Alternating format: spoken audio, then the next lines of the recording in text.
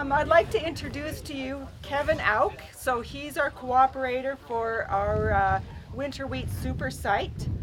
Um, the super site that we're doing the work with is actually down on the creek bottom, and we were told by the coach company that we can't take the coach down a prairie trail, so we will not be seeing that site.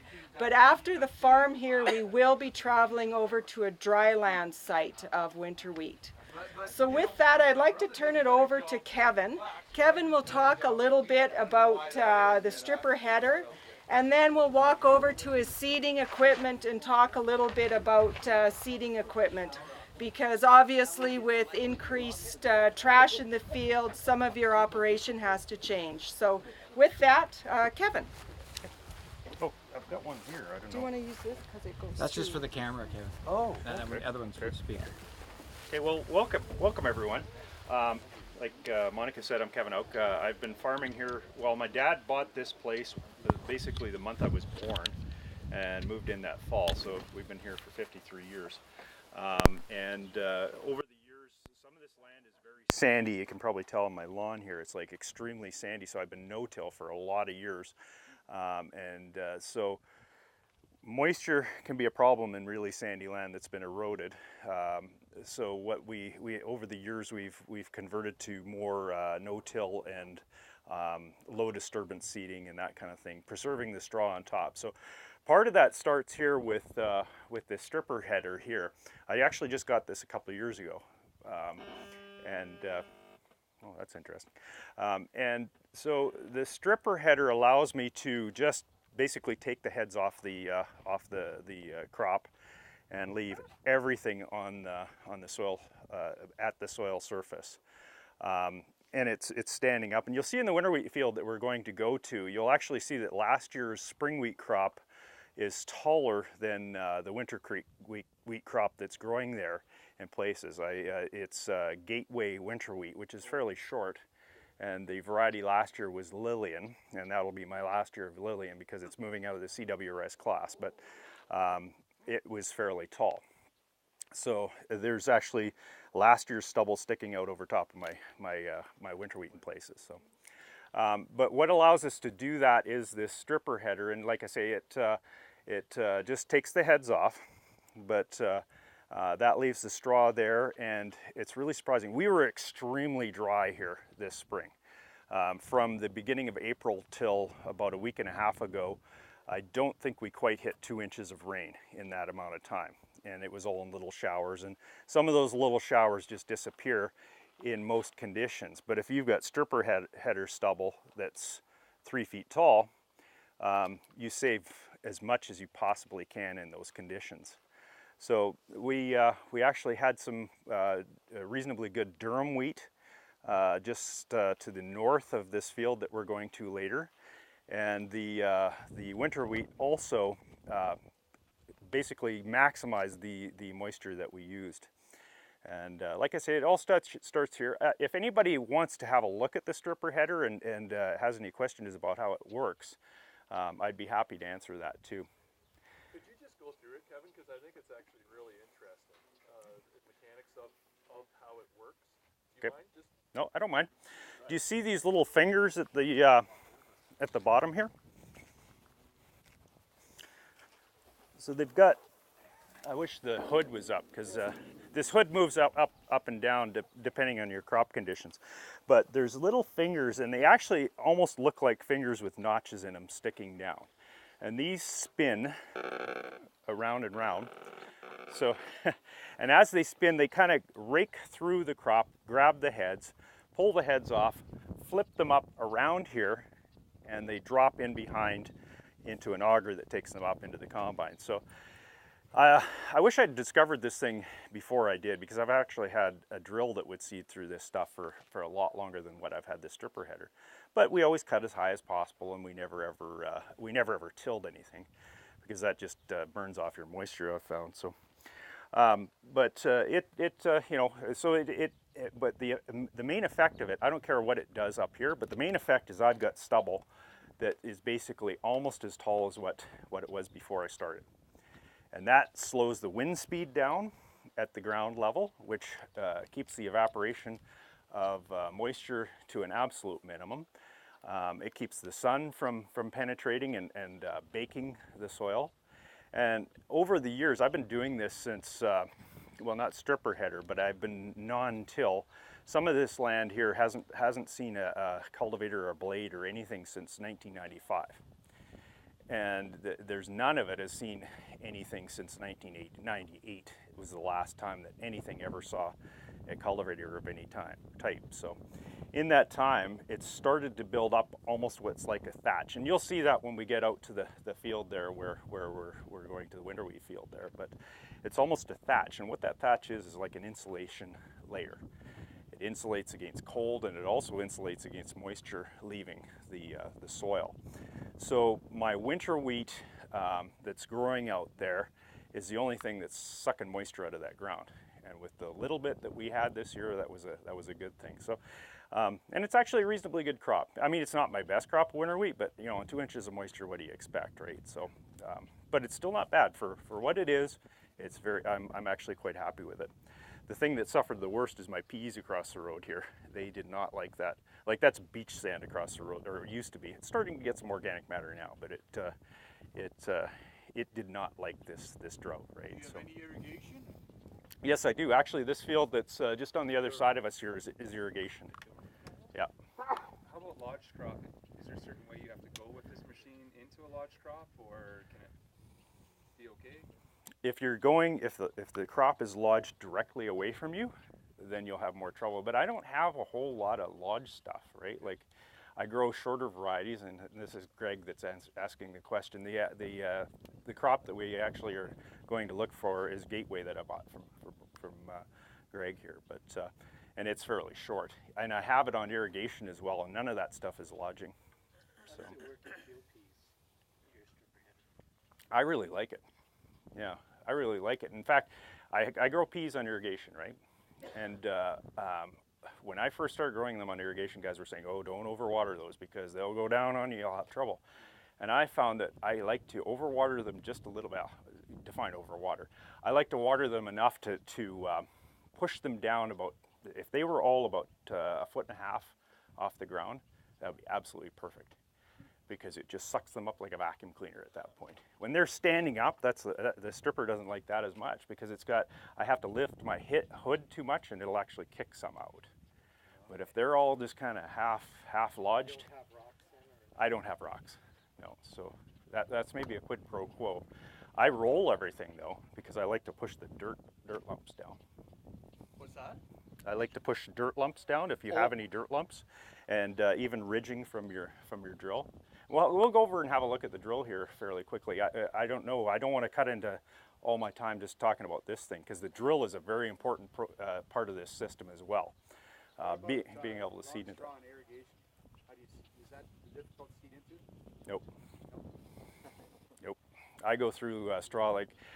This crop that we're going to look at here, it was about a 60 bushel crop. So, you know, not a heavy irrigated crop or anything, but 60 bushel is a decent crop. And you'll see the crop that was there the year before, right? You'll see that there's a fair amount of straw there. And I combined it on a right angle to the direction I seeded it. And with some of the disc openers, that's a no-no, because you'll just be hairpinning the whole time you're going across it. And you guys will see this. We'll walk out there and you'll see that where the plants just keep growing right through there. There's all these chunks of straw cut 10 inches long where I went through that. So I haven't seen that trouble. But we can talk about that later. We should probably move to the, oh, go ahead. I just have a question with the peas, because I have a stripper header, but I've never done peas with it. Mm-hmm. Would you slow it down? Or? Yeah, you can't break any land speed records, No. but I still was going a lot faster than I was with my draper. Right. But I had an old John Deere 936. But you slow the reel down? Yeah, you don't want to kick your Yeah. peas. Yeah. Like what kind of RPM you? I think I was running about 500, 550, something like that. Yeah. Oh, okay. Yeah. So, but we should move over to the drill, because that's an important part of How about the system here splitting? too. Sorry, how about splitting then the peas? I got a John Deere combine. Doesn't seem to split too bad. If you ran your stripper really fast, you'd probably split. So this is a pillar laser disc hoe drill. Works very well in my soil. I have very few rocks. Actually, I have no rocks, and I push anything that's sticking up above the ground down with a roller. So my land all gets rolled once every 4 years when I do my my peas, because the peas are the ones that you're more likely to go down for. So I roll those pea crops and then stripper head. But this doesn't, it leaves a fairly level job, but you still have just slight ridges. It's nice to roll it down. If you look at the openers here, it is a double shoot system. You're putting your fertilizer fairly close to your seed, but you've got at least an inch of separation between your fertilizer and seed. And most of the time, because of all the trash on top, I've got pretty good moisture conditions, even this spring. Wherever I had stripper stubble, I still was seeding into moisture. And you'll see the durum crop just before we get to the winter wheat that we're going to go past was seeded in stripper stubble, in the same stubble as what this is, and I just had perfect emergence. And some guys were having trouble already because it was dried down below where they were seeding. And I was only seeding about an inch deep here with this thing. I don't like to seed more than about an inch deep. My canola I seed about half an inch, and everything else about an inch. Do you worry about the straw that you're seeding your canola into? No, I haven't. I seed my canola into pea stubble. So here's my rotation. 2 years of cereals. Okay, so I stack my cereals, and cereals can be barley as well as the various types of durum, spring wheat, winter wheat. And I'm still figuring out what order I want to do this in, because the field we're going into is winter wheat on spring wheat ground, another cereal. But I've also got winter wheat on canola stubble, because that would be the first year of my cereal rotation. So you got 2 years of cereals, a year of peas, and then a year of canola. And that's been my rotation. Then I throw the odd other thing in there once in a while, but I like to stick to that rotation just to, because it seems to work. My disease pressure is down. There's some synergies that work. So, and I'm still figuring out though. I'm still open to figuring out something that would work better. Can't remember where it was, but the beauty of this drill that I found is just the fact that it will seed through just about anything that I throw at it. Did you try different drills? I had the Barton opener on a Flexicoil 6000 before this, Okay. and it wouldn't go through as much as this thing did, and it was pretty good. How about John Deere? Did you ever?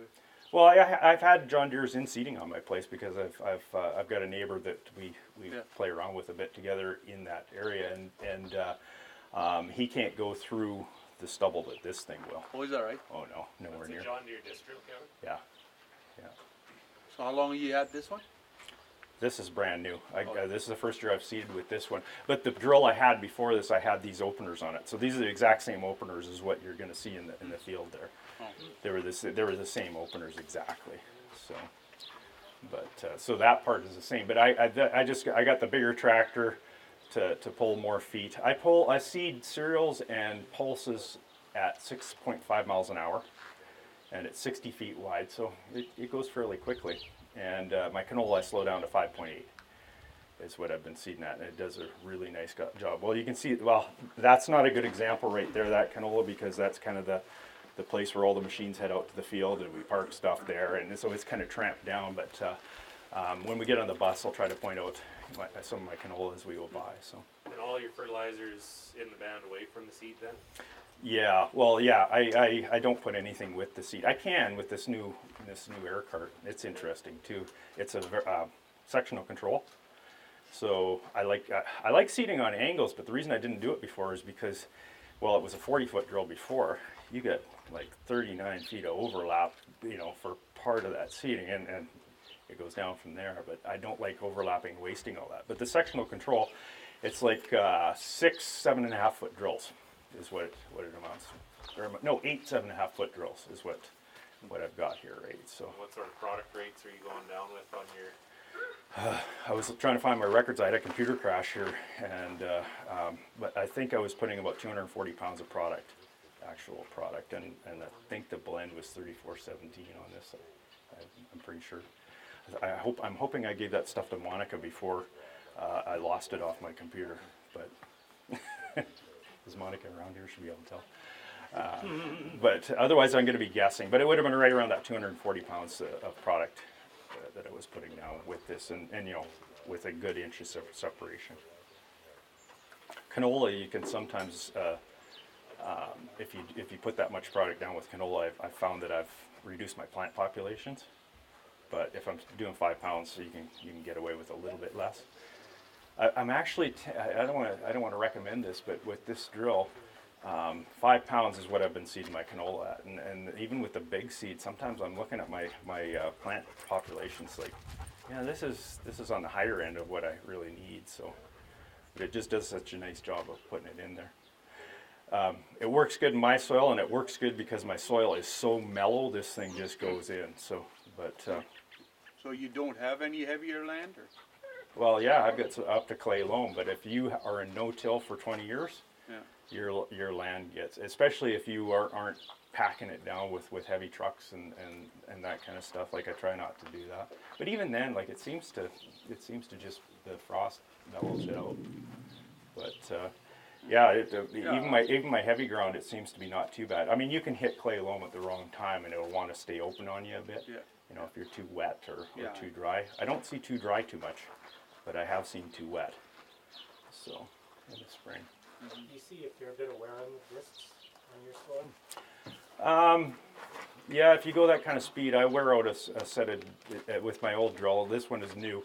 I've seeded, a little over 4,000 acres with these discs, and they've lost maybe, not even a half an inch off the disc. So, you know, there's still, I can probably go another year with those discs. With a disc drill, I don't like running them right to the end because the disc is worth a lot less than a poor job. So we'll change them probably after next year, even if there is some wear on them, just to make sure that we were doing a good job. Because that's your one chance in the year to set the stage for the rest of the year, is getting that seed in the ground properly placed so it's got good soil contact. Do you worry about starting too early in the morning if the straw's tough? No. No? No, my friend with his John Deere did though. Yeah.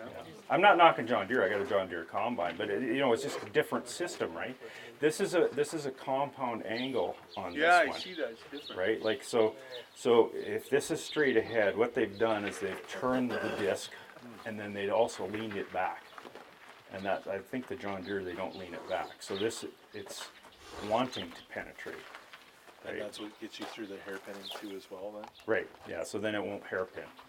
As, like I say, I tried to make it hairpin out here. I figured winter wheat I could probably get away with it because it sprouts sometime during the winter anyways. And I started going once, had a look, and I was like, wow, this is just, it's going right in the soil anyway. So, well, you guys will see it. We'll go out there. How much time we have here? I don't want to waste all my time here and not actually go and see where it actually did the job. Okay, well, let's wrap it up and we'll go out and have a look at the field. So this is the winter wheat here. It's a short variety anyways. I like short varieties just because you're not dealing with straw. Big roots and short straw would be the best combination if we could get it. But as you can see, it's not a terrible crop considering the amount of moisture we've had, and you know, we've done everything to it. These tracks here, we can walk into this field if you like too and have a look at what I was saying there about it cutting the straw up and putting the seed into the soil regardless of whether there was straw. So if you want to do that, but you can see this is where my sprayer guy ran in here and we sprayed a little bit of caramba in here just to make sure we did everything right. But even on my irrigation, I have not seen a difference, right? Like I've got a check strip in my irrigation, and this year, like I think I wasted my money. But you know, it's like we did about 30 acres in here with some caramba, but you know, I don't mind experimenting with a little bit of that kind of stuff, and it just. Yeah, it was right around, just around pre-bloom or just around bloom. Yeah. So, anyways, you're welcome to go in and have a look. Like, go take a look here, and dig up a plant or something if you want to see just where it was planted and stuff. So this is Gateway? This is Gateway, yeah. And the moats is just over there. And I was hoping I'd see a line through the year, but I'm not really seeing it. See it. Yeah, I yeah. was thinking so too.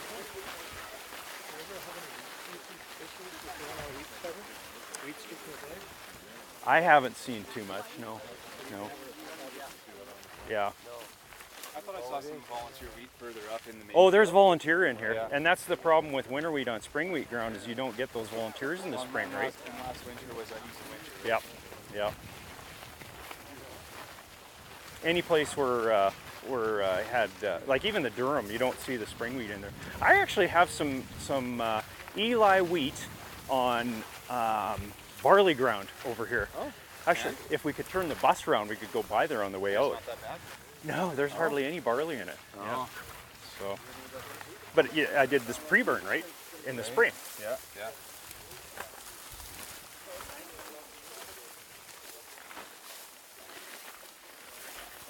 So you can see there's a bit of volunteer spring wheat in here, and that's the problem with seeding winter wheat into spring wheat ground is you don't get your volunteers in the spring. But I figure this will probably be a decent quality wheat anyways, even with the spring wheat in there. So I think we'll be okay. I just won't be able to save any seed. I'll be going back to Greg here or Dennis down the road here.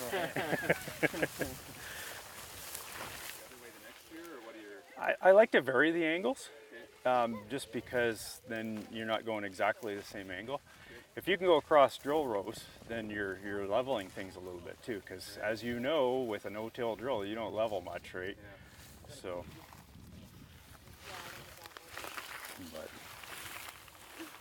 so this is not real heavy trash in this part of the field here, but if you find any of my old combine rows, you should still be able to see where the straw has been cut in two. There's so much insect and worms and microbial activity in this ground that the straw actually gets sucked down into the ground. By the earthworms will come up and pull straw down into the ground. So you don't have multi-years of straw buildup. Because like I say, this hasn't been tilled for, well, 20 years. So, and you don't see like tons of straw up here, but like I say, there's microbial activity. If it was wet right now, actually you probably could dig in and find earthworms here. Because there's earthworms everywhere. When I was checking for seed, I was breaking earthworms in half everywhere. So what seeding rate did you use, Kevin? this was 120 pounds per acre of seed. I can't remember what the seed size was. We'll have to ask Greg for that. But you know, as you can see, it's decent plant populations. In fact, it's probably more plants than what we actually need. With it being dry, it probably might have been better if I hadn't been so thick. So, but. So what is your expectation? 40, 50, 70 bushels? Yeah, with it being this dry, well, this should make 40, shouldn't it? Maybe 50? I don't know. Yeah. Considering the rain that you've had, that's outstanding. Oh yeah, this is. Oh yeah, that's no doubt. Because that rain, yeah, we've had maybe 4 inches of rain here, but 2 of those came in the last week and a half. And as you can see, a week and a half ago, rain wouldn't do this much good, right? So. And it wasn't like we were real wet last year. Like we didn't have a whole lot of buildup. I was amazed how good this stuff was growing, to tell you the truth. It's probably a lot shorter than what it would have been, but just the fact that straw is there, and the only way that moisture is getting out of the ground is through the plant. You know what I mean? Like that saves a lot.